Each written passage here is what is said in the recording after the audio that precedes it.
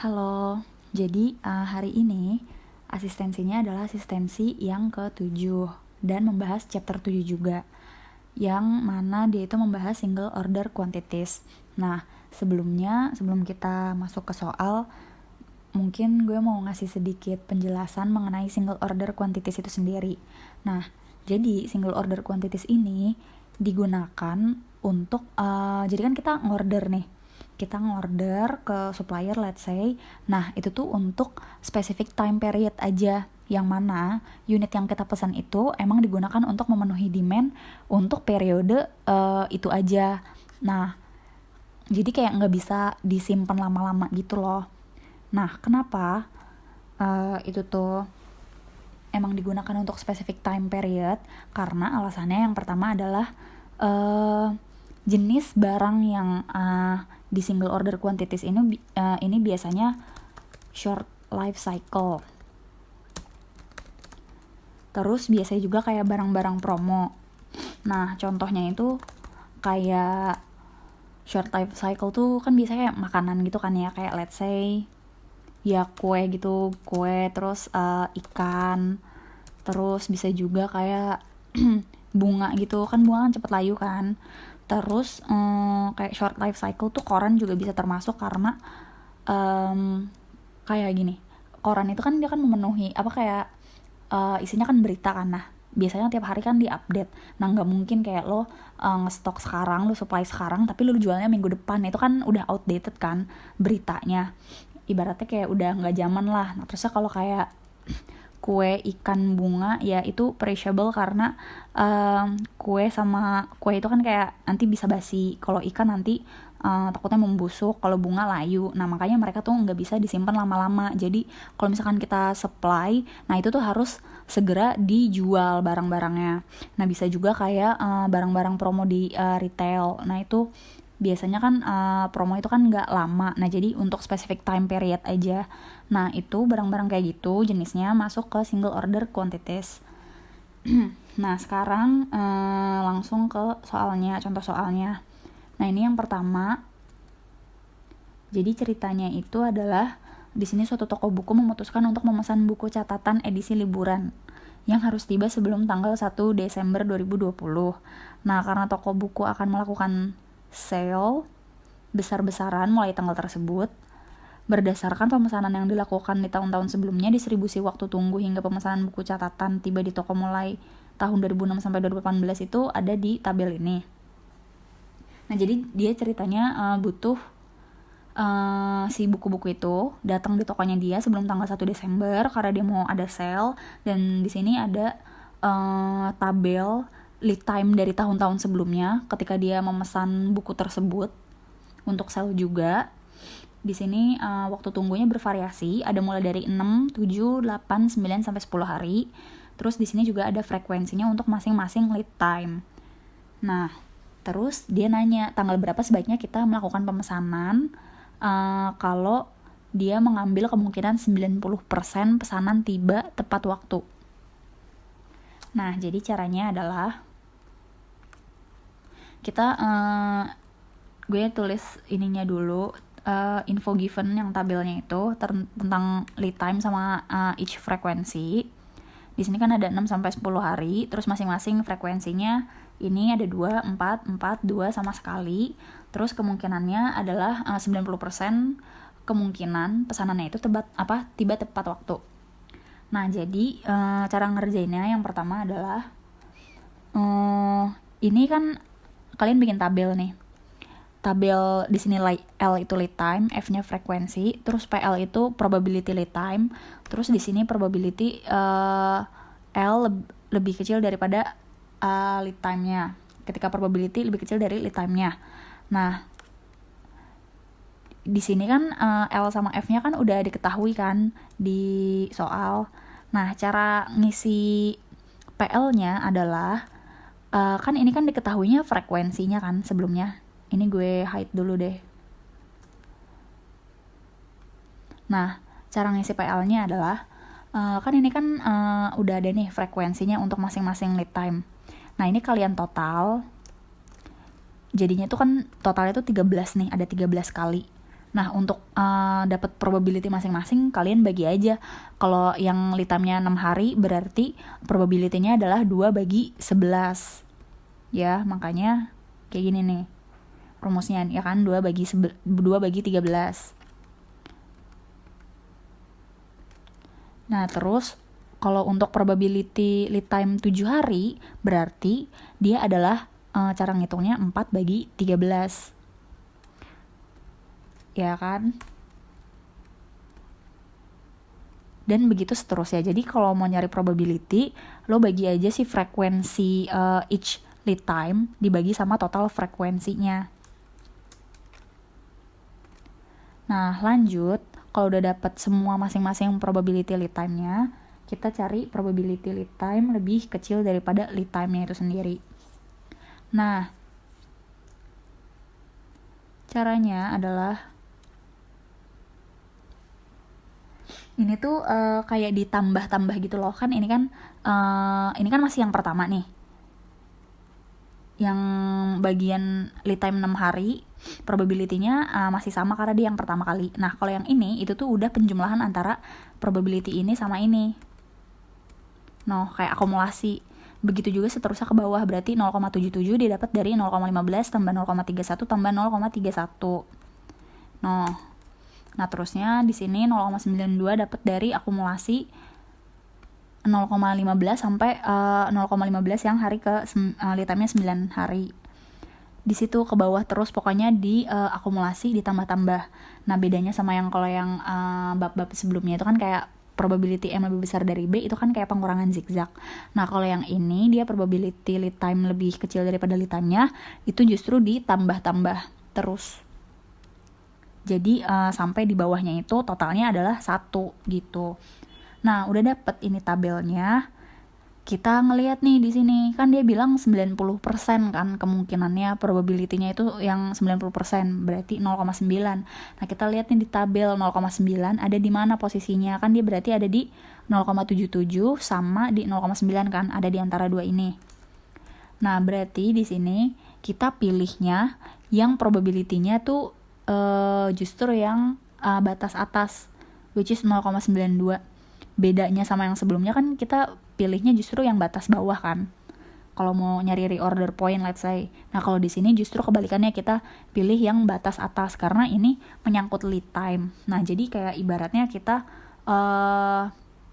mengasumsikan yang kita ambil worst case-nya gitu loh. Jadi biar kita udah prepare for the worst. Makanya kita pilihnya dengan lead time yang lebih lama gitu. Jadi biar ibaratnya jaga-jaga gitu loh. Nah, berarti di sini kita pilih yang lead time-nya itu 9 hari. Nah, kalau misalkan dia pengennya sebelum tanggal 1 Desember itu udah ada di tokonya dia, berarti tinggal dihitung aja tuh 9 hari sebelum 1 Desember. Nah, kalau dihitung mundur 9 hari itu berarti kita harus pesen pas tanggal 22 November. Kalau kita pengen tanggal 1 Desember itu udah ada di toko kita. Begitu.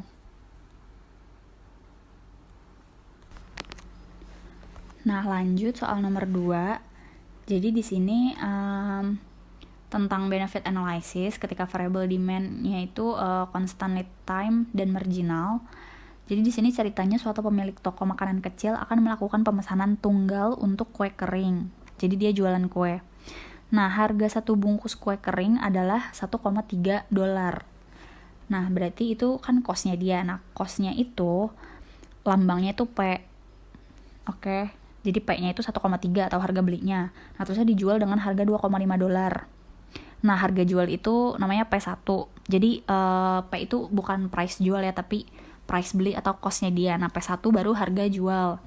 Nah, terus lanjut di sini dia bilang kalau misalkan ada kue kering yang tersisa, itu akan dijual dengan pengurangan harga sebesar 50 sen dari harga awal. Nah, harga awal dia jual kan $2,5. Berarti kalau misalkan dia jual lagi, pengurangannya 50 sen jadi $2. Nah, tapi kita nulisnya di sini harga pengurangannya aja, atau L kecil, lambangnya tuh L kecil ya, ini bukan I besar, bukan I kapital, tapi L kecil. Nah, L kecilnya ini atau pengurangan harganya adalah $0,5. atau 50 sen. Terus jika ada permintaan kue kering yang tidak terpenuhi, toko tersebut menderita kerugian berupa goodwill cost sebesar 35 sen per kue kering. Jadi ini ibaratnya kayak loss sales-nya dia. Kalau dia loss sales, cost-nya adalah 35 sen. Jadi A itu 0,35 dolar. Nah, perkiraan penjualan kue kering tersebut mengikuti distribusi berikut ini. Nah, di sini ada masing-masing permintaannya berapa dari 60 sampai 90 bungkus. Terus masing-masing probability-nya atau PM-nya di sini ada. Nah, tabelnya bisa bikin lagi di sini biar gampang nanti ngitungnya ke bawah. Nah, terus kan tadinya kan yang dikasih tahu soal kan cuma ini aja kan. Harga beli, harga jual ketika normal, terus pengurangan harga kalau misalkan ada yang nggak kejual, sama low sales cost-nya. Nah, jangan lupa dihitung juga aja untuk ininya kayak apa profitnya. Jadi di sini J itu adalah profit yang kalian dapat kalau misalkan kalian ngejual kue keringnya pakai harga normal, which is 2,5 dolar. Nah, ini J-nya kalian dapat itu dari pengurangan 2,5 dikurang cost-nya, harga belinya. Biasalah ngitung profit, ya kan? Nah, habis itu pertanyaannya kan dia nanya nih yang A, berapa banyak bungkus kue yang sebaiknya dipesan. Nah, terus langkah selanjutnya adalah sebelum masuk ke step selanjutnya kita cari harga kue yang tersisa, kan akan dikurangi 50 sen dari harga normal.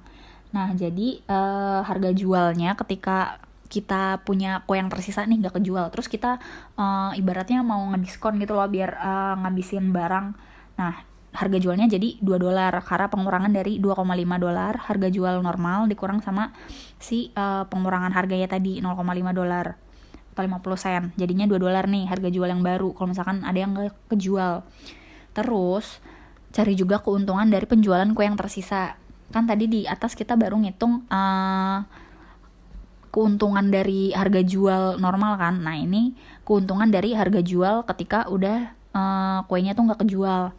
Nah, tinggal dikurang aja sih sebenarnya sama 0,5 kan. Jadi 0,7. Jadi ini adalah keuntungan kalau misalkan kita ngejual kue yang gak kejual gitu loh. Ibaratnya kayak ngabisin stok. Nah, habis itu kita bikin tabel ini.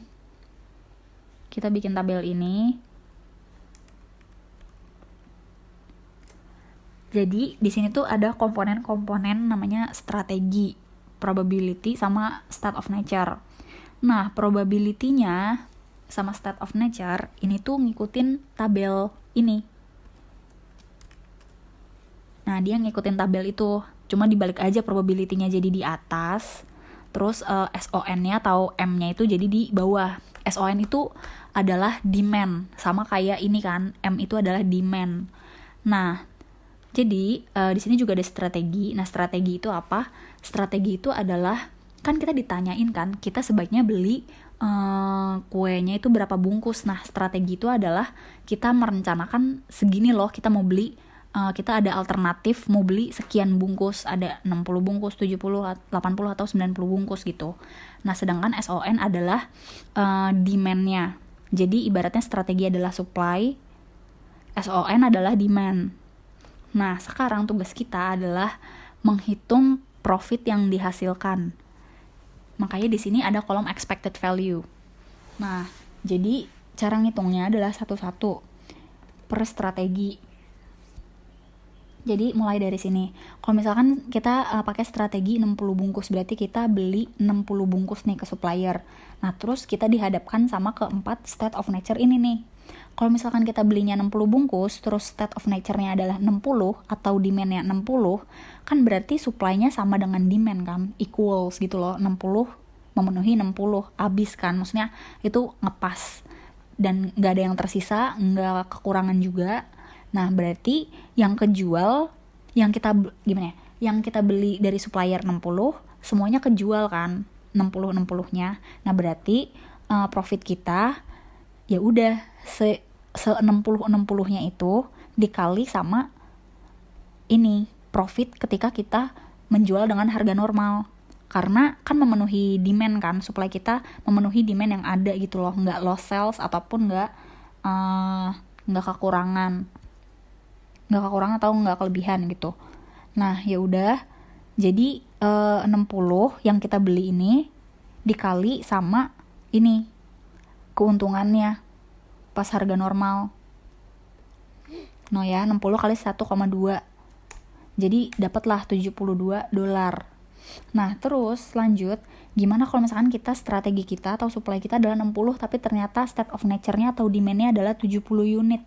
Nah, berarti kan supply kita kurang kan? Lebih banyakan demand. Nah, berarti kalau gitu ada low sales kan? Ada permintaan yang nggak terpenuhi.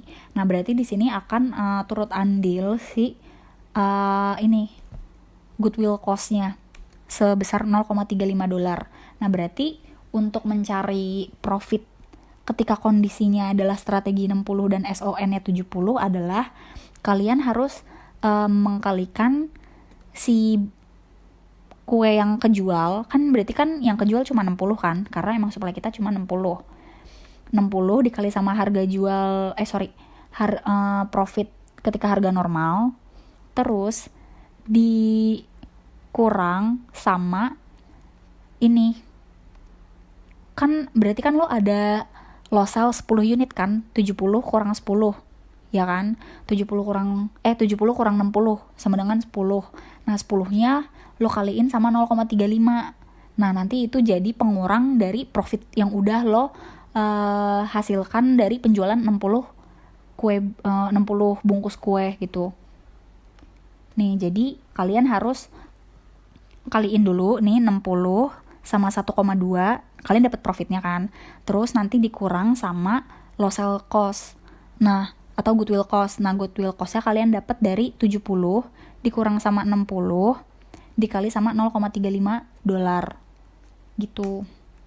Jadinya profit untuk kondisi ketika strategi 60 dan SON-nya 70 itu adalah $68,5.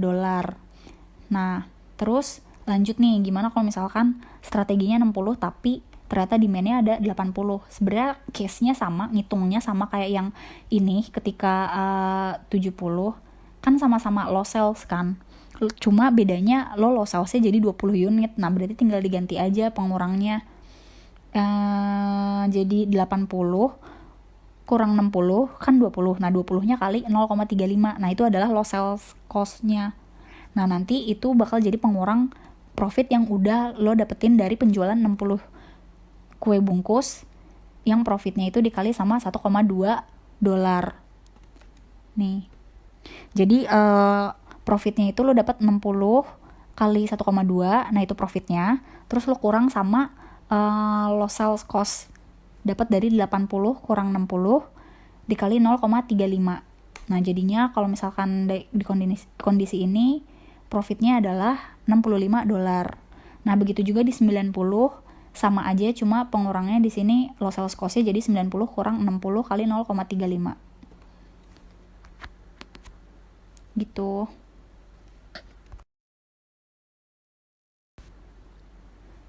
Nah, ketika kita udah dapet nih sebaris ini udah dapet masing-masing skenario profitnya. Ini semuanya dicari expected value-nya. Nah, caranya adalah each of them ini, profit ini dikali sama probability-nya. Kan ini dia 72 kan, $72. Lu kali sama probability-nya 0,22 ditambah 68,5 dikali 0,32 ditambah 65 dikali 0,3 ditambah 61,5 kali 0,16. Nih. Ya, jadi kayak ini kali ini tambah ini kali ini kali ini tambah ini kali ini gitu. Dapat expected value ketika kita menggunakan strategi 60. Jadi ini adalah ibaratnya udah semua skenario dari kalau kita pakai strategi 60 bungkus, beli 60 bungkus. Nah, next, gimana kalau misalkan kita beli 70 bungkus. Jadi supply kita tuh 70.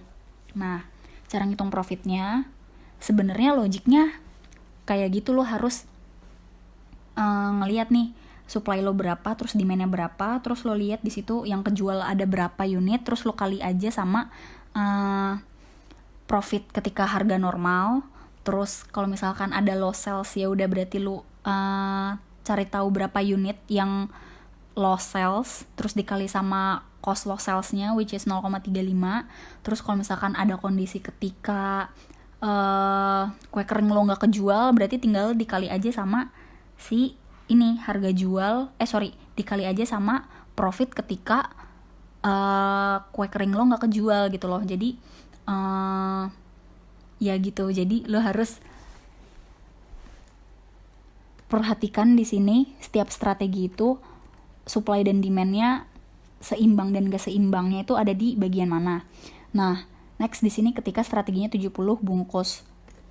Nah, di sini SON-nya adalah 60. Jadi kita punya supply 70 tapi demand-nya 60. Berarti kan supply-nya kelebihan kan.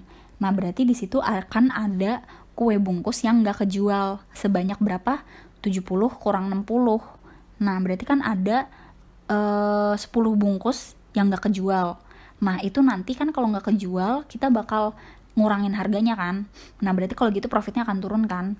Nah, profitnya berarti carinya adalah yang kejual dengan harga normal kan berarti cuma 60 unit kan. Ini yang sesuai sama demand-nya nih. Ya kan? Nah, berarti lu kaliin aja yang unit yang kejual dengan harga normal. Kan itu berarti 60 unit dikali sama 1,2, which is itu adalah profit ketika lo menjual kue dengan harga normal, ditambah sama profit ketika lo menjual sisanya. Kan sisanya tadi 10 kan. Nah, terus itu harganya berkurang, jadi profitnya berkurang. Nah, sisanya 10 dikali sama $0,7, yang mana adalah profit ketika lo mengurangi harga jual. Nah, ini jadi dapat dari 60 dikali sama 1,2 terus ditambah sama 70 kurang 60 yang mana adalah itu 10 sebagai kelebihannya yang sisa dikali sama $0,7. Jadi profitnya kalau kondisinya begini adalah $79. Nah, next di sini adalah supply dan demand-nya sama-sama 70. Berarti semuanya kejual dengan harga normal kan, nggak ada sisa dan nggak kelebihan, nggak kekurangan. Jadi semuanya kejual dengan harga normal, berarti profitnya juga normal. Profit normal adalah 1,2, berarti lo kalian aja 70 dikali sama 1,2. Ini pakai rumus yang agak ribet sih gue. Mungkin biar gampangnya gini deh.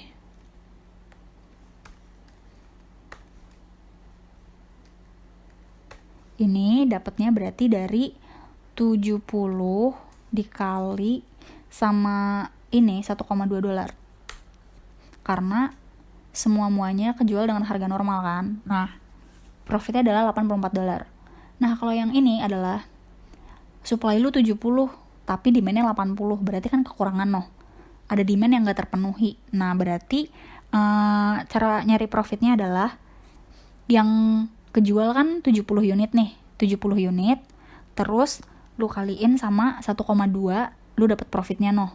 Nah, tapi dikurangin sama goodwill cost, yang mana lo itu kehilangan penjualan sebanyak 80 dikurang sama 70, which is 10, nah dikali sama costnya $0,35 per bungkus. Nah, terus ini yang keempat 90 adalah demand-nya tapi supply kita cuma 70. Berarti ada loss sales lagi kan. Soalnya kekurangan. Lu cuma supply 70 tapi demand-nya 90. Berarti ada loss sales 20 unit. Nah, berarti profitnya lu dapet dari 70 unit yang kejual dengan harga normal dikali sama profit normal dikurang sama 90 minus 70 yang mana itu adalah jumlah loss sales dikali sama cost-nya 0,35. Nah, jadinya strategi ini punya profit $77. Nah, terus ini semua kan udah dapet nih. Terus lu cari expected value-nya dengan cara yang tadi. Lu kaliin si 79 kali 0,2 ditambah 84 dikali 0,32 ditambah 80 kali 0,3 ditambah 77 dikali 0,16 gitu. Nah, sama juga untuk 80 dan 90, pokoknya pakai logiknya kayak tadi. Jadi lo harus tahu supply lo ada berapa, terus demand-nya ada berapa. Kalau low sales berarti jangan lupa dikurangin sama cost low sales. Terus kalau misalkan ada kelebihan atau ada sisa, jangan lupa ditambah sama sisanya dikalikan sama profit ketika sisa gitu barangnya. Jadi kalau misalkan ada low sales, cost-nya lu kurangin sama low sales cost. Terus kalau misalkan kelebihan, lo tambahin cost-nya, cuma pengalinya jadi beda gitu. Intinya gitu. Semoga kalian mengerti ya guys. Ini di sini ada rumusnya kok, nanti kalian lihat aja. Nah, pokoknya di sini kan udah dapet nih semua expected value-nya. Nah, terus ditanya kan berapa banyak bungkus kue yang sebaiknya dipesan. Nah, ini kan konteksnya kan profit kan ya. Kalau profit berarti kita pilihnya yang paling gede kan. Kalau kita lihat dari sini expected value-nya yang paling gede adalah ini kan. Ketika kita pakai strategi 90 bungkus, berarti sebaiknya kita beli kue kering sebanyak 90 bungkus. Karena dia punya expected value yang paling gede di antara strategi-strategi yang lain. Nah, terus yang B adalah berapa banyak permintaan yang kemungkinan tidak terpenuhi. Nah, maksudnya adalah kan kita udah pakai strategi 90 unit nih. Nah, kalau kita pakai strategi 90 unit, yang kita pilih ini ada yang nggak terpenuhi nggak penjualannya. Nah, berhubung di sini alternatifnya adalah demand 60, 70, 80 atau 90 unit, jadi nggak akan ada permintaan yang tidak terpenuhi karena kita udah pakai strategi yang mana itu tuh supply-nya emang udah maksimal sesuai sama maksimum possibility demand yang muncul gitu loh. Kan ini 90 dan maksimal demand yang akan muncul kan emang juga 90. Jadi insya Allah semuanya akan terpenuhi. Jadi nggak akan ada loss sales. Terus yang C adalah dengan melakukan pendekatan marginal, berapa banyak kue kering yang sebaiknya dipesan jika kue yang tersisa dijual dengan harga $1 per bungkus. Nah, ini agak beda sama info yang udah dikasih tahu di awal. Bedanya adalah kalau di awal kan tadi dia bilang kalau misalkan nggak kejual barangnya atau ada yang sisa, itu kan dia dikurangin $0,5. Berarti kan harga jualnya kalau misalkan sisa $2. Nah, sedangkan kalau yang di C itu dia udah nentuin sendiri. Jadi salvage value-nya itu adalah $1. Jadi lo kalau misalkan ada sisa, ya udah dijualnya $1 gitu loh. Nah, jadi salvage value adalah harga jual ketika barangnya nyisa. Terus di sini untuk mengetahui order quantity-nya adalah kita pakai rumus PS ini. Nah, tapi untuk rumus PS ini kita harus cari marginal loss dan marginal profitnya, yang mana sebenarnya gampang sih, kayak lu tinggal masukin aja bisa langsung ke rumusnya. Untuk marginal loss itu P dikurang V. P itu ingat itu adalah harga beli kita atau cost kita untuk membeli si kue bungkus, dan V itu adalah salvage value ini yang diketahui di poin C, which is $1. Terus marginal profit itu dapat dari P1 minus P, berarti harga jual kita yang $2,5 itu dikurang sama P, harga beli. Harga belinya kan itu kan ini kan $1,3. Nah, terus bisa langsung dimasukin aja sebenarnya untuk nyari PS ini. Kan marginal loss itu kan P minus V, terus di bawahnya itu MP tambah ML tambah A. Nah, tinggal di breakdown aja kayak begini rumusnya. Terus kan semuanya udah diketahui nih angka-angkanya. P-nya 1,3, terus V-nya $1, P1-nya 2,5, dan A-nya itu adalah ini 0,35. Yaudah semuanya tinggal dimasukin, terus hitung aja seperti biasa, dapat 0,162 nih. Nah, tapi ini kan PS-nya.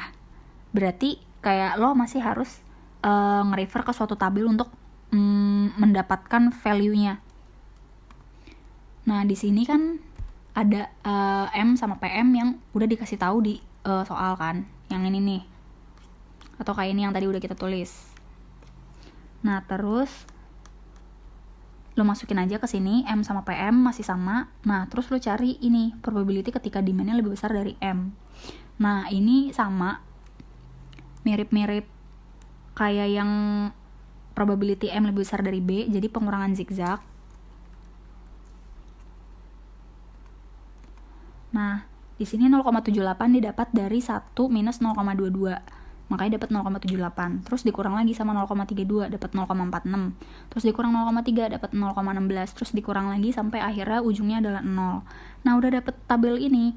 Kita lihat 0,16 ini ada di daerah mana nih dia probability-nya, kan berarti dia ada di antara 0,16 sama 0,46 kan. Nah, di sini kita pilihnya yang batas bawah yang minimum, which is 0,16. Nah, berarti dia adalah order quantity-nya 80 bungkus. Nah, bedanya sama yang soal 1, ini kan dia kan tentang lead time. Nah, kalau lead time itu, lu pilih probability-nya yang paling tinggi. Karena itu tadi untuk jaga-jaga. Nah, sedangkan kalau misalkan kalau untuk ini, probability demand, lu pilihnya yang batas bawah. Karena batas bawah ini dia M-nya makin besar kan, jadi semakin besar M, ibaratnya itu bisa digunakan order quantity-nya untuk mengcover lebih banyak demand. Nah, jadi di sini berdasarkan tabel, penjualan kue sebaiknya 80 bungkus. Kalau misalkan salvage value-nya itu $1. Nah, lanjut, yang D, dia nanya dengan melakukan pendekatan marginal jika kue yang tersisa tidak dapat dijual, berapa banyak kue kering yang sebaiknya dipesan. Nah, dia bilang kue yang tersisa nggak dapat dijual. Berarti kalau udah nyisa, ya udah lu kehilangan penjualan sama sekali, which is 0 salvage value-nya. Nah, makanya di sini salvage value sama dengan 0 karena emang nggak bisa dijual. Masih menggunakan rumus yang sama sebenarnya kayak yang C tadi, cuma bedanya adalah salvage value-nya jadi 0. Nah, berarti lu tinggal ganti aja di bagian V-nya. Ini jadi 0. Ini juga jadi 0. Ya. Nah, hitung kayak biasa dapat 0,46 PS-nya. Nah, bikin lagi tabel kayak tadi. Ini juga sebenarnya isinya masih sama karena emang diketahuinya kan juga sama kan. Sama sebenarnya tabelnya kayak ini. Cuma yang beda kan jadi ini nih. Yang harus kita cari sekarang adalah 0,46. Nah, 0,46 itu pas banget nih ada di sini kan. 0,46 itu berarti M-nya adalah 70 bungkus. Nah, berarti kalau misalkan salvage value-nya 0, kita lebih baik memesan kue kering sebanyak 70 bungkus. Ya, selesai untuk soal nomor 2.